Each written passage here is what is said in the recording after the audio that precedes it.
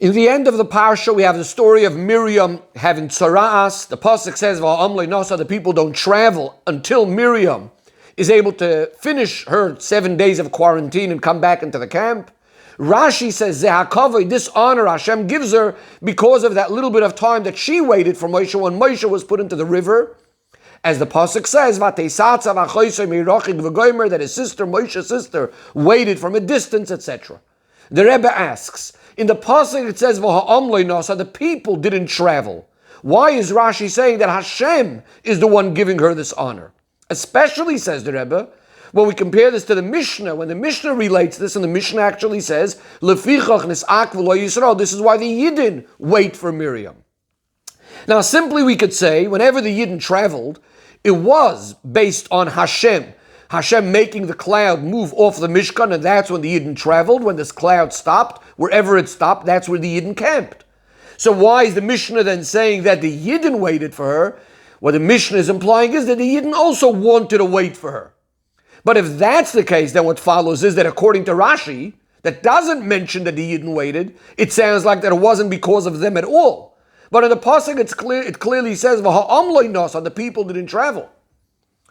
The Rebbe asks some more questions. Why is Rashi saying about Moshe Rabbeinu when he was in the river? Why does Rashi need to add those words that she was waiting for him, Kisha hushlach lo bay'or, when he was put into the river?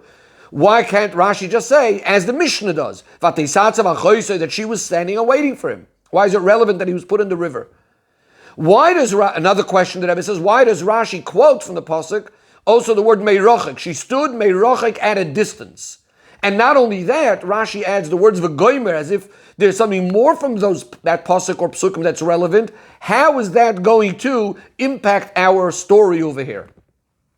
In order to explain all of this, says the Rebbe, let's first try to understand what exactly was the honor that Miriam was getting by the Yidden waiting for her. So simply it sounds like is because if they would travel further, they're leaving her behind by herself. That would be the biggest disrespect or opposite of honor. But the Rebbe says that seems very, very strange, because then it's not only a matter of lack of honor, but it would be sakanas nefashis mamash. It would literally be dangerous for her to stay by herself in the desert.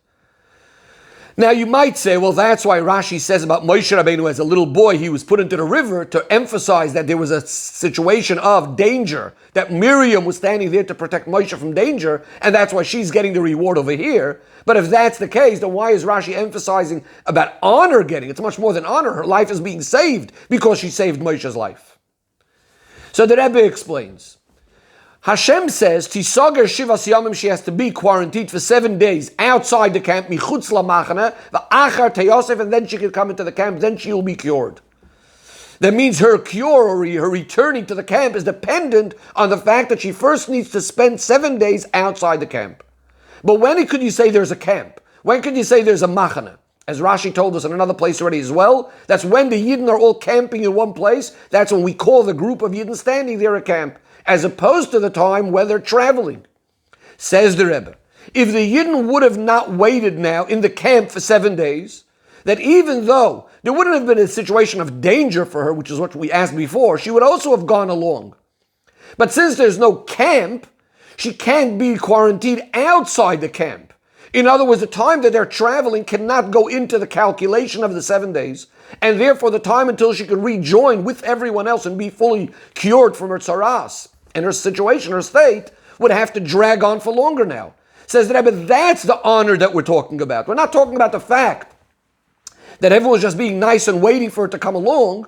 We're speaking about the fact that they're staying here 7 days in this state of being camped so that she could immediately start the process of quarantining and being healed. Says the Rebbe, from this Rashi, we can also take out a matter in halacha. Regarding a Mitzayra, we also find this idea, of course, that Bodod Yeshiv needs to be alone, Michutz Lamachana Moishava, he needs to be outside the camp.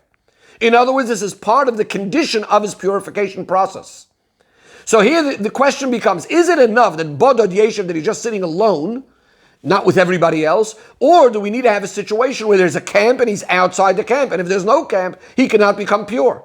So for example, says the Rebbe, what about these days? If you have a Mitzayra these days, and according to many opinions, the Yerushalayim doesn't have the same dinim now as it had back then to be considered the machana, could a Mitzayra these days then become pure if he's not outside the camp, if there is no camp? Or another example, what about if he became Tamei in the time of the Beis HaMikdash? The Beis HaMikdash was destroyed. Could he become pure if there's no camp? But based on the way we explained Rashi, in regards to Miriam, so it would come out that in fact, if there is no machane, if there is no camp, then he wouldn't be able to become pure. Now let's go and understand the Rashi once again, why Rashi was saying that Hashem gave her the honor rather than saying the Yidden waited. Because we're not speaking about over here just waiting of who's the one that's honoring her by waiting.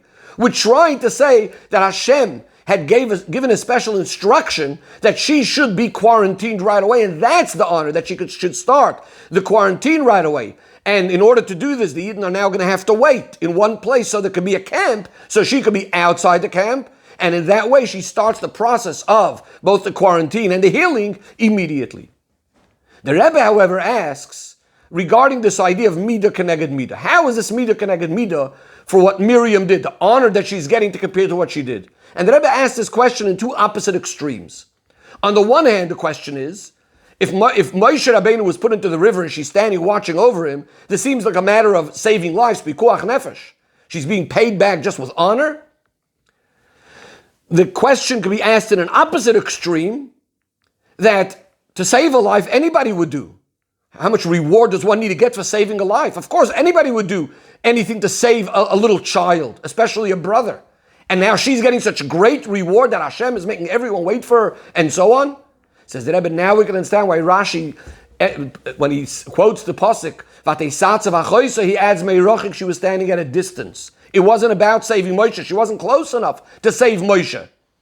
So it wasn't a situation of pikuach nefesh. So we asked, she's being given only honor for pikuach nefesh. There was no pikuach nefesh back there. She wasn't going to save him. So what was the purpose of what she was there for? What was the result of what she was there for? And why is now the Yidden waiting for Midah Keneged Midah for her waiting? So Rashi tells us, V'goymer, let's look further into the story. The daughter of Paroi takes Moshe. Moshe doesn't want to nurse from a non-Jewish woman. Miriam comes running over and she says, should I call for you a Jewish nurse? And she runs quickly to get the mother of Moshe. Now, says the Rebbe, if she wouldn't have gone, ultimately Bas Paroi would have also worked out they need to call a Jewish nurse to feed Moshe. So what was gained by her standing there? That she hastened, she shortened the tsar of Moshe, she brought quicker, that he could now feel comfortable and be fed and so on and so forth, and not to have to be in pain for longer. This is the reward she's getting, Midah Keneged Midah. This is the honor that Hashem is giving her, that no one's going to travel now, so that her pain also could finish as quickly as possible. She could quarantine and thereby then re-enter the camp. The Rebbe now goes to the Yenishal Torah, to the Chassidus that we find in this Rashi. So the Rebbe says, we discussed earlier that the Mishnah says that the Yidden waited. And again, although of course Hashem is the one that's making them wait through not moving the clouds, but the Mishnah emphasizes that the Yidden waited. And we said that it means the Yidden also wanted to wait. And Rashi is the one that's emphasizing that Hashem is the one that's giving her this honor. So the Rebbe explains, Chazal tell us everything is bidei shamayim, in the hands of Hashem, besides for yirah shamayim. So in other words, when it comes to good acts of Yidden, it comes from the Yid. It's not coming from Hashem. So according to the Mishnah, this good that the Yidden are doing, that they're waiting for Miriam, you can't say that it's bidei shamayim. It's because the Yidden want it. That's what the Mishnah is saying. The Yidden wanted to do this. It's not just because the cloud is not moving. In fact, the Rebbe said it's the other way around. The cloud didn't move because the Yidden didn't want to go.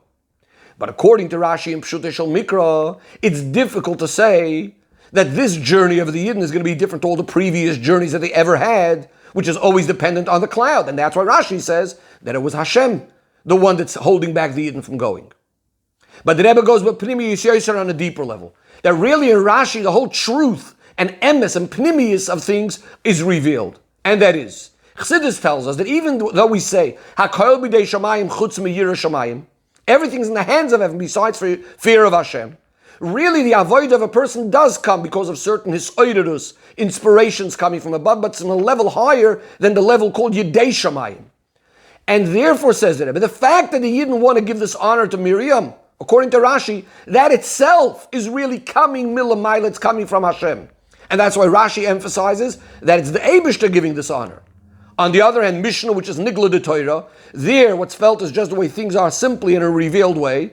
that in matters of avoid, it's always going to be dependent on the person, and that's why the emphasis in the Mishnah is that the Yidden waited for her. And the Rebbe concludes with a fascinating thing. The Rebbe says, why is this idea in Rashi that really everything is coming from his Oider Mulmaila?